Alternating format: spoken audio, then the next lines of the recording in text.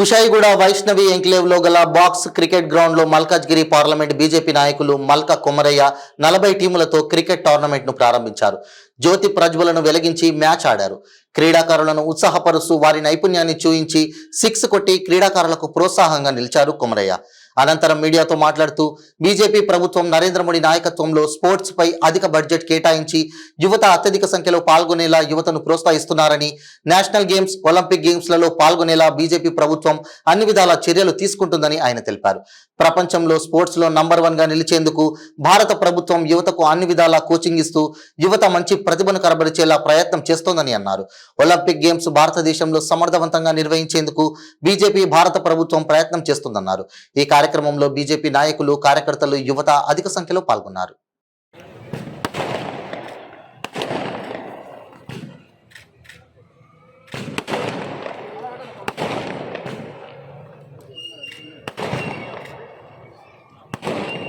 भारत माता की जय। Very good.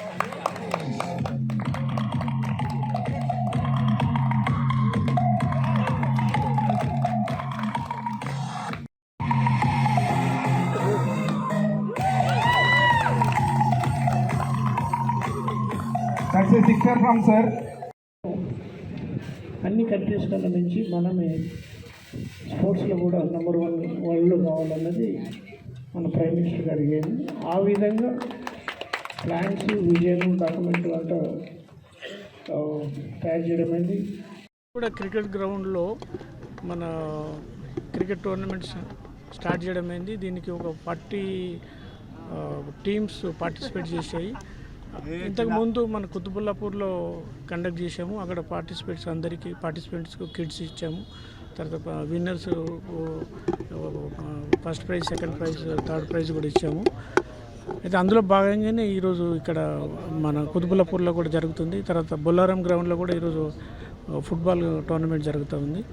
అయితే ఈ కంటిన్యూగా డిఫరెంట్ మల్కాజ్గిరి కాన్స్టిట్యున్సీలో అసెంబ్లీ సెగ్మెంట్స్లో అన్ని ఏరియాలో ఇండోర్ గేమ్స్, కొన్ని అవుట్డోర్ గేమ్స్ అన్నీ కూడా కండక్ట్ చేసేమవుతుంది. ఇది మన గవర్నమెంట్ ఆఫ్ ఇండియా స్పోర్ట్స్ పాలసీలో Khelo India, fit India, Jeeto India అనే నినాదంతో ప్రైమ్ మినిస్టర్ గారు ఏదైతే మన స్పోర్ట్స్ పాలసీని ఇంట్రడ్యూస్ చేశారో అందులో భాగంగా ఈ టోర్నమెంట్ అవుతున్నది.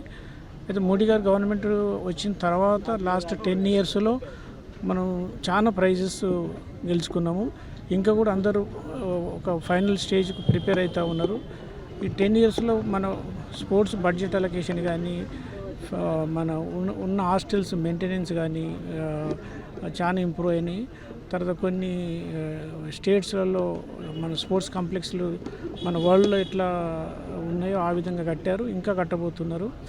అది 10 ఇయర్స్ రిజల్ట్స్ ఇంకా మనకు రాబోయే రోజులలో నెక్స్ట్ 5 ఇయర్స్లో చాలా కనిపిస్తాయి. అయితే అప్పటికిప్పటికీ మనకు ప్రైజులు విన్నింగ్లో కానీ, ఏషియన్ గేమ్స్లో కానీ, ఒలింపిక్ గేమ్స్లో కానీ, తర్వాత బ్యాడ్మింటన్ కానీ, లేకుంటే టెన్నిస్లో చాలా ప్రైజెస్ వచ్చాయి. రీసెంట్గా మన ఏషియన్ గేమ్స్లో కూడా చాలా మన సిల్వర్ 3 ప్రైజులు వచ్చాయి. అయితే ఎప్పుడైతే ఈ గేమ్స్లో మెయిన్ ఉద్దేశం ఏంటంటే గేమ్స్ ఆడితే మనం ఫిజికల్ ఫిట్నెస్ అవుతుంది, ఫిజికల్ హెల్త్ బాగుంటుంది. ఫిజికల్ హెల్త్ బాగుంటే మన మెంటల్ హెల్త్ బాగుంటుంది. అప్పుడు స్టూడెంట్స్ కానీ లేకుంటే మన యూత్ కానీ